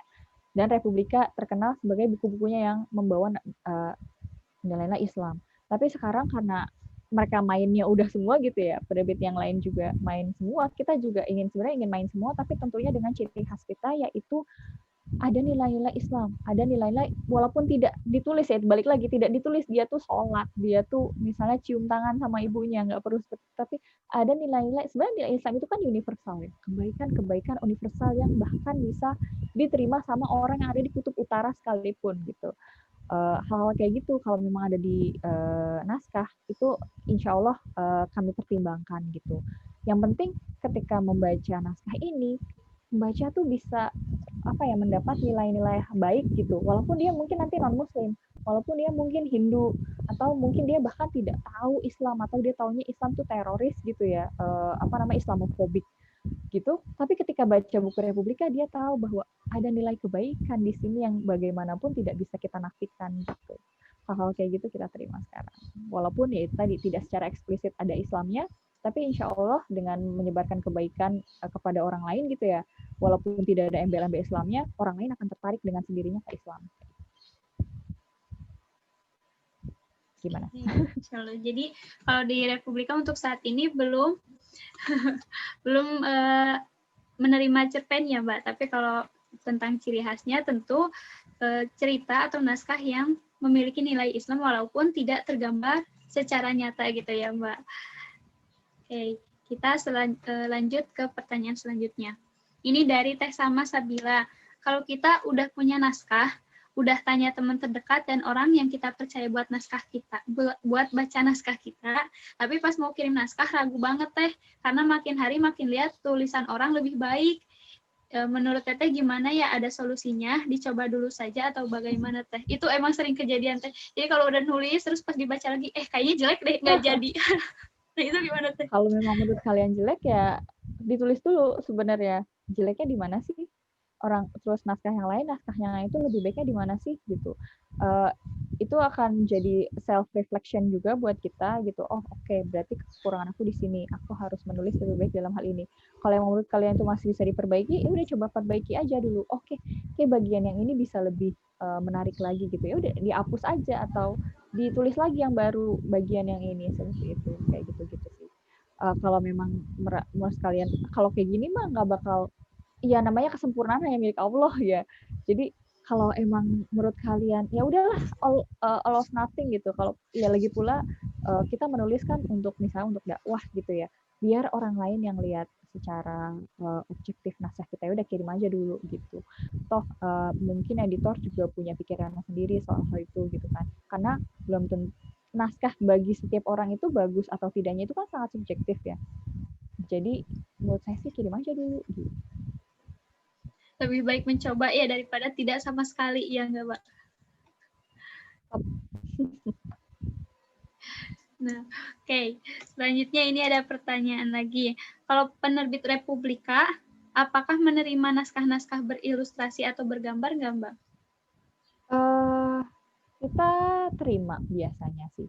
Maksudnya tidak ada larangan soal itu, tapi balik lagi ke untuk pembaca seperti apa. gitu. Karena memang buku-buku anak kita kan ada ilustrasinya gitu kan.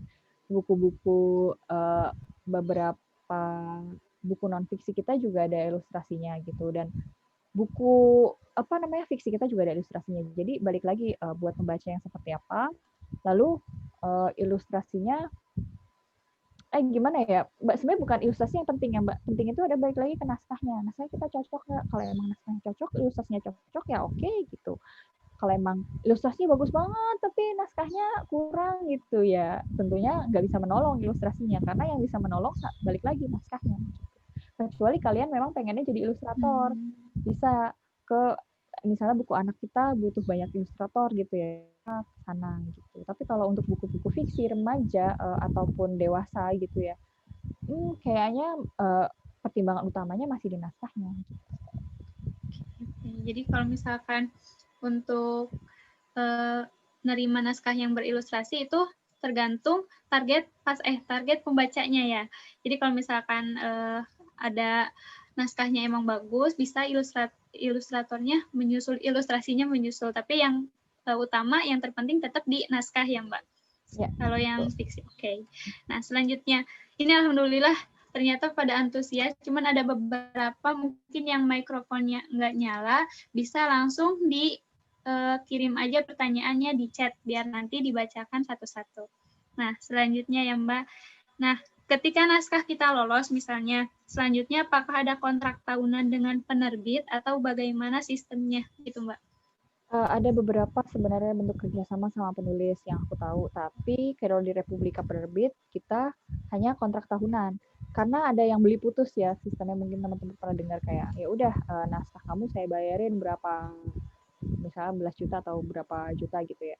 Lalu nanti ini mau naskahnya nggak laku atau naskahnya jadi bestseller, kamu nggak akan dapat apa-apa lagi dari ini. Gitu. Tapi kalau Republika kita biasanya sampai sekarang semua itu bentuknya itu naskahnya misalnya 4 tahun sama kita gitu, kita akan cetak bisa berapa sekian ribu. Kalau memang sudah udah lepas dari perjanjian, misalnya udah 5 tahun berjalan gitu atau udah 6 tahun berjalan yang mana kontraknya sudah habis dan tidak diperbaharui, hak naskah itu kembali menjadi penulis gitu, bukan milik Republika lagi. Jadi kalau misalkan kan suka ada ya Mbak, awalnya tahun pertama itu diterbitinnya sama penerbit A, terus beberapa tahun kemudian diterbitinnya sama penerbit B, itu beda penerbit. Oh berarti bisa gitu ya Mbak? Bisa sebenarnya. Berarti tergantung kontraknya. Oh ya, oke, siap. Makasih Mbak. Nah, ada lagi Mbak, boleh gak sih kita ngirim naskah kedua penerbit secara bersamaan katanya? Kalau di Republika boleh banget, kalian mau kirim ke 10 penerbit lain pun buat kita nggak masalah ya. Karena balik lagi itu sebenarnya kalian. Naskah kalian yang tulis gitu. Keringat dan darah bercucuran, darah kalian yang untuk menulis naskah itu sebenarnya itu anak kalian gitu ya. Terserah mau dikirim ke beberapa penerbit. Tapi yang aku tahu ternyata nggak semua penerbit itu se-slow Republika ya. Ada beberapa yang penerbit yang ya udah kalau misalnya lagi dikirim di saya, lagi dikirimkan ke penerbit A misalnya, kalian jangan kirim ke penerbit lain sebelum kita kirim jawaban gitu. Masalahnya menurut aku ya, masalahnya kan kadang-kadang jawaban juga tidak datang secepat yang kita inginkan gitu ya, bisa berbulan-bulan lamanya. Akhirnya masa kita sebagai penulis kita nggak bisa ngirimin ke yang lain gitu ya. Itu buat aku itu sayang sekali sih. Tapi kalau di Republika sendiri itu nggak masalah. Jadi kalau di Republika dibebaskan ya, yang tadi dibahas daripada sekarang nungguin jawaban lama-lama, mending terus aja gerak kirimin ke penerbit lain gitu ya Mbak. Ya, Masya Allah. Nah, kalau misalkan, nah ini ada, izin bertanya, apa saja yang dilakukan oleh penerbit untuk meningkatkan personal branding penulis yang naskahnya diterbitkan? Sebenarnya kalau untuk personal branding kita cuma seperti naskah ya sebenarnya. Naskah pun kita bisa memberi masukan kepada penulis. Seperti personal branding, kita memberi masukan akan lebih baik di beginikan, melakukan ini itu gitu ya. Kayak naskah kan kadang-kadang sebagai editor gitu ya, aku cuma bisa ngasih masukan loh. ini tokohnya begini-begini, akan lebih baik begini-begini, misalnya konfliknya sebenarnya kurang begini-begini, lebih baik begitu-begitu gitu. Kita bisa memberi masukan. Kita bisa memberi, kalau misalnya naskah yang sudah terbit, kita bisa membuat acara gitu ya. Tapi balik lagi, itu tergantung juga kepada penulis. Ada penulis mungkin yang pasif ya di sosial media. Ya udah menyerahkan semuanya ke penerbit aja lah, untuk memasarkan, untuk mempromosikan gitu. Tapi itu tidak bisa lagi dilakukan sekarang. Kita akan memberi masukan-masukan tentunya, apalagi untuk pembuku-buku misalnya yang udah tahu sasaran pembacanya sekian. Kita akan membahaskan lebih baik, misalnya untuk posting Instagram bentuknya seperti ini, karena umur sekian-sekian lebih banyak mainnya misalnya di story Instagram. Kita bisa memberi masukan, tapi itu balik lagi kepada penulis bagaimana dia melakukannya gitu ya. Makanya kita tuh sebagai penerbit gitu ya, kita selektif juga apakah bisa penulisnya diajak kerjasama gitu. Karena kan ya kita bekerja untuk memasarkan dan mendistribusikan, akan sangat baik kalau dua pihak yang melakukannya sehingga kekuatannya lebih besar. Seperti itu. Jadi tetap harus ada kerjasama di antara kedua belah pihak ya, sama-sama memasarkan dan sama-sama berpartisipasi. Oke. Nah, oke. Boleh yang lainnya, masih ada waktu 6 menit lagi, karena kalau sesi pertanyaan sama kayak sesi pematerian hanya sampai 30 menit, jadi silahkan untuk teman-teman yang masih mau bertanya.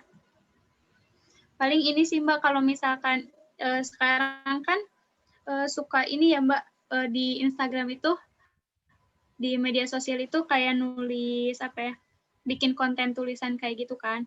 Nah, tapi itu lebih ke self development gitu kan. Nah, kalau misalkan dijadikan buku itu memungkinkan nggak sih Mbak? Soalnya kan kalau Kania pribadi belum tahu lebih dalam seluk-beluk kepenulisan buku, termasuk novel ya. Tapi Kania ternyata dunia menulis itu menarik gitu Mbak. Nah, pengen lebih belajar lagi. Nah, kira-kira kalau misalkan untuk sebuah buku self development itu tahapan awalnya gimana sih Mbak kayak gitu, dan kalau misalkan ingin menerbitkan langkah awalnya kayak gimana Mbak? Balik lagi ya ke penulis. Jadi memang sebagai penulis kita punya tanggung jawab yang besar diri kita sendiri dan terhadap naskah gitu.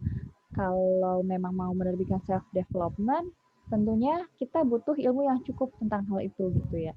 Memang ada banyak buku-buku yang memotivasi misalnya sesama remaja supaya seperti ini, seperti itu. Tapi akan sangat baik ketika kita punya latar belakang pendidikan ataupun latar belakang pengalaman yang mumpuni dalam hal itu. Misalnya Kania pengen menulis self development tapi tidak, aku kebetulan majorku bukan psikologi misalnya seperti itu ya.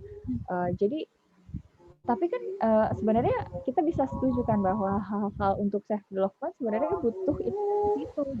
Kita bisa membaca buku, kita bisa membaca beribu-ribu buku, tapi orang lain tidak tahu gitu kan bahwa kita membaca buku tersebut.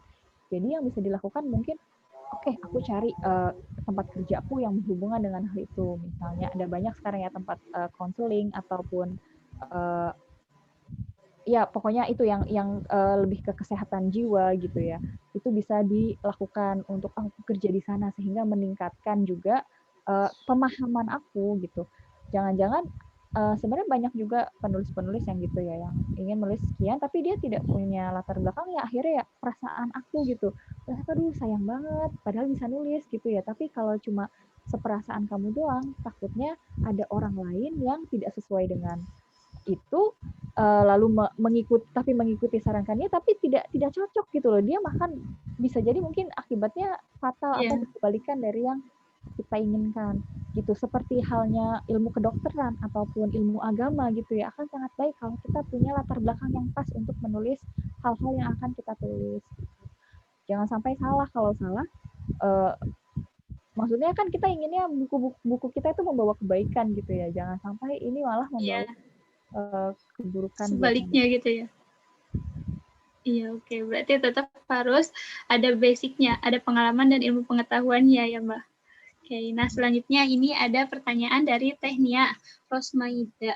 Nah, Bismillah, ingin bertanya Mbak Triana, jika kita mengajukan naskah kemudian diterima dan sampai ke penandatanganan kontrak, apakah kita bisa mengajukan beberapa poin tambahan dalam kontrak atau MOU tersebut? Jika boleh, batasannya seperti apa? Terima kasih, Mbak. Boleh, tentu saja ya, karena kan namanya kerjasama, kalau memang kita tidak sepakat, tentu tidak jadi kerjasama. Tetapi kalau kita jadi kerjasama, biasanya kita akan memberikan bentuk kontrak yang biasanya kita lakukan. Gitu. Tapi tentunya kalau memang teman-teman punya masukan yang sebatas itu bisa ditolerir juga gitu.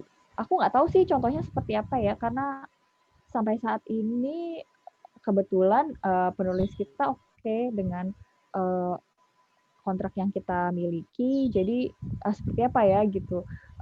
Karena beda-beda juga tadi itu tadi ya, beda-beda juga antar penerbit, bisa jadi di Republika oke, di penerbit lain nggak oke. Penerbit lain oke, mungkin di Republika nggak oke. Jadi aku nggak bisa juga bilang batasan sampai seperti apa, tapi itu bisa dilakukan.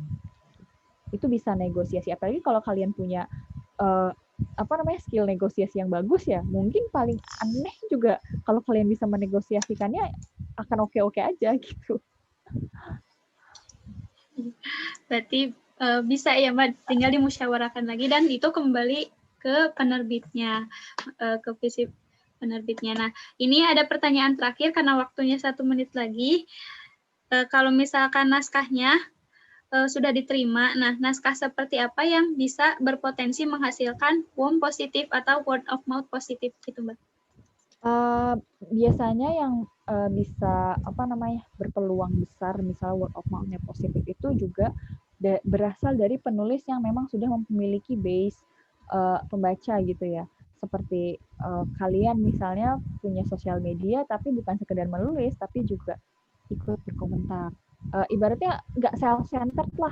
Kalian juga peduli loh sama teman-teman penulis yang lain, atau kalian peduli pada isu-isu tertentu dan kalian juga ikut komen di postingan orang lain, ikut berdiskusi di thread orang lain gitu ya, terus akhirnya kenal gitu. Biasanya hal-hal seperti itu malah akan lebih mudah gitu, karena kita tahu si penulis ini misalnya memang concern masalah misalnya RUU PKS atau apa gitu lah yang lagi tren gitu ya sekarang, atau concern masalah tentang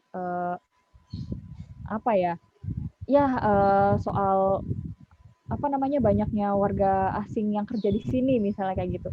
Kalau kalian memang udah aktif di situ ya, bukan sekedar nulis di sosial media kalian, tapi juga aktif di forum ini, di forum itu, dan bukan sekedar peserta pasif juga, ikut berkomentar, ikut memberi masukan, dan ikut encourage orang lain juga untuk mengeluarkan ide dan mengeluarkan pendapat. Biasanya itu kalian akan mempunyai basis pembaca, basis teman-teman yang bisa membantu kalian word of mouth-nya gitu. Jadi itu tadi, kita jangan self-centered lah.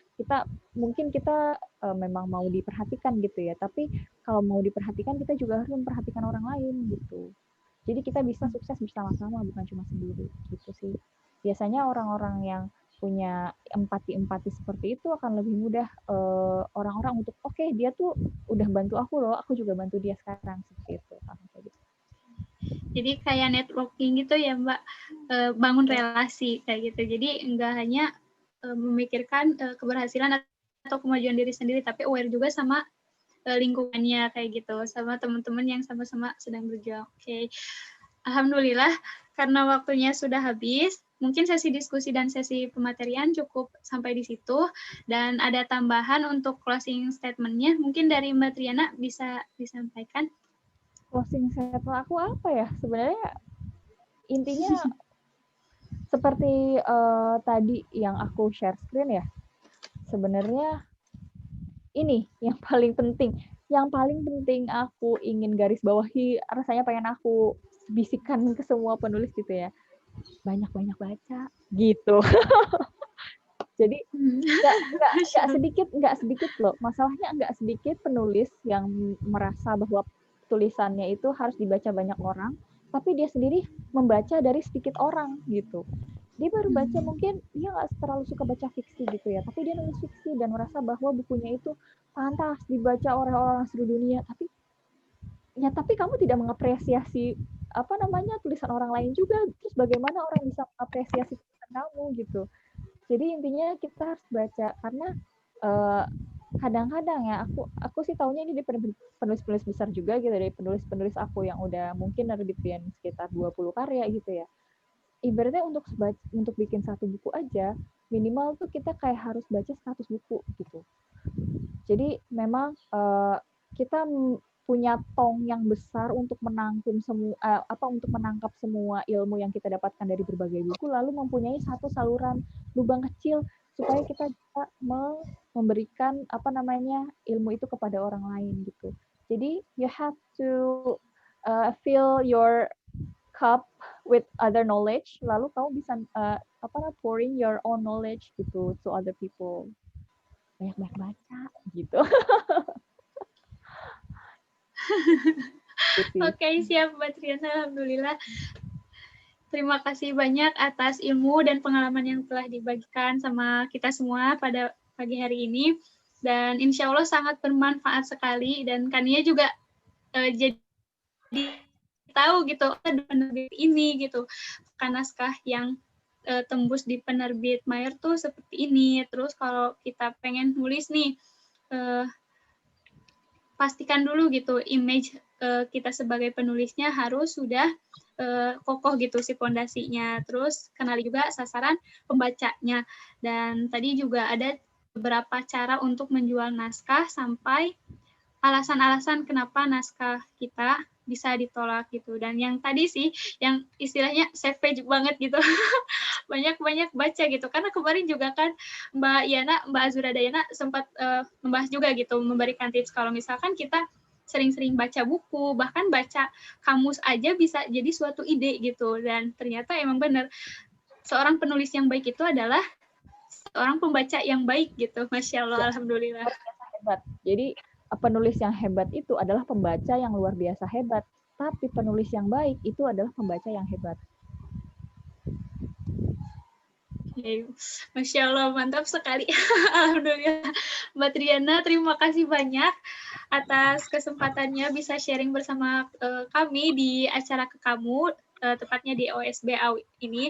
Apalagi Mbak Triana sangat totalitas sampai kemarin juga hadir. Terima kasih banyak. Terus terima kasih juga sama teman-teman audiens yang sangat setia dari hari kemarin dan bisa ikut sampai selesai sampai hari ini. Terima kasih banyak. Terus kepada panitia yang telah memberikan saya kesempatan bisa langsung belajar sama Mbak Azura Dayana, Mbak Triana Rahmawati, alhamdulillah, dan bisa ketemu sama teman-teman walaupun secara virtual kayak gini, insya Allah ya tidak mengurangi keberkahan kita dalam bersilaturahim dan belajar bersama kayak gitu. Dari saya mohon maaf apabila ada kesalahan, termasuk tadi ya Mbak ya, tiba-tiba langsung ide aja bilang Mbak Novelis, padahal bukan, astagfirullah. Mohon dimaafkan Mbak. Amin, insya Allah. Dan mungkin dari saya cukup sekian. Semoga kita bisa ketemu lagi di acara Ke Kamu lainnya yang pasti lebih menarik, lebih seru. Dan terima kasih, mohon maaf, saya kembalikan kepada panitia. Terima kasih. Oke, terima kasih Kania. Ini suara saya terdengar ya, teman-teman?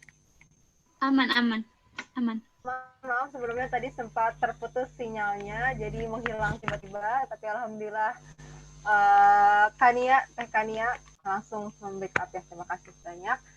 Terima kasih juga buat Mbak Triana, Masya Allah Mbak Ana, bagus banget materinya, insightful banget. Dan tadi ya yang paling penting itu teman-teman, kita membentuk kualitas diri kita sebagai seorang penulis. Jadi bukan hanya terfokus pada naskah yang kita tulis, tapi kita juga perlu membentuk kualitas diri kita sebagai seorang penulisnya. Gitu. Kualitaskan diri kita untuk menjadi seorang penulis. Dan tips terakhir tadi dari Mbak Ana, banyak-banyak mengapresiasi karya orang lain ya. Kalau misalnya kita jarang mengapresiasi karya orang lain, gimana orang lain mau mengapresiasi karya kita? Masya Allah, itu jadi pengingat juga nih, reminder.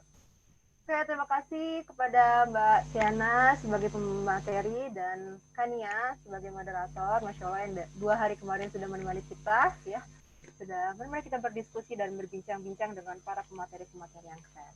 Dan terima kasih juga untuk para peserta yang sudah sangat setia menemani, mengikuti, menyimak pematerian dari 2 pemateri kita. Jangan lupa, sekali lagi, untuk membuat resume dan mengirimkannya di Instastory teman-teman ya, dan tag @ke.kamu. Akan ada 3 hadiah dari tim berupa buku novel. Novel yang pertama itu ada novelnya Kang Abik ya. Novel Kang Abik karya karya Kang Abik berjudul Api Tauhid, dan kemudian yang kedua ada novel Kang Abik karya Merindu Baginda Nabi, juga ada Cinta Dalam 99 Namamu karya Asma Nadia. Ya, jadi ada 3 novel terbaik untuk para peserta yang membuat resume dan menguploadnya ke Instastory. Nah, ini dia syaratnya ya, ikuti kegiatan OSBAU, kemudian membuat resume dan upload ke Instastory dan tag ke kamu. 3 peserta terbaik akan mendapatkan hadiah buku dari admin, dari tim. Oke. Nah, nanti akan ada sesi foto bersama ya. Sepertinya sesi foto bersama dulu saja ya, baru kita tutup dengan doa dan penutupan. Boleh kita foto bersama dulu ya, teman-teman. Boleh nyalakan facecam-nya, kameranya. Kita foto bersama dulu. Yang berkenan untuk dinyalakan facecam-nya, silakan dinyalakan. Oke. Tim dokumentasi sudah siap? Ya, teman-teman boleh dinyalain kameranya. Oke. Yuk. Boleh nyalakan ya, teman-teman, facecam-nya, kameranya. Yang berkenan untuk dinyalakan. Oke. Ya, siapa lagi yang berkenan untuk dinyalakan facecam-nya? Yuk, silakan boleh dinyalakan. Kita akan foto bersama nih dengan Mbak Triana. Sudah? Oke. 1, 2, 3.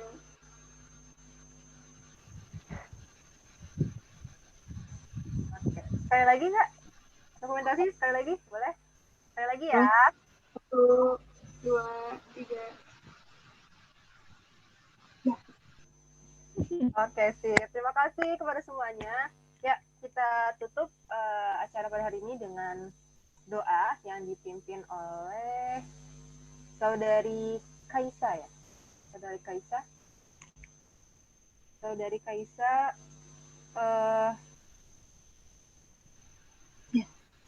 silakan, dipersilakan.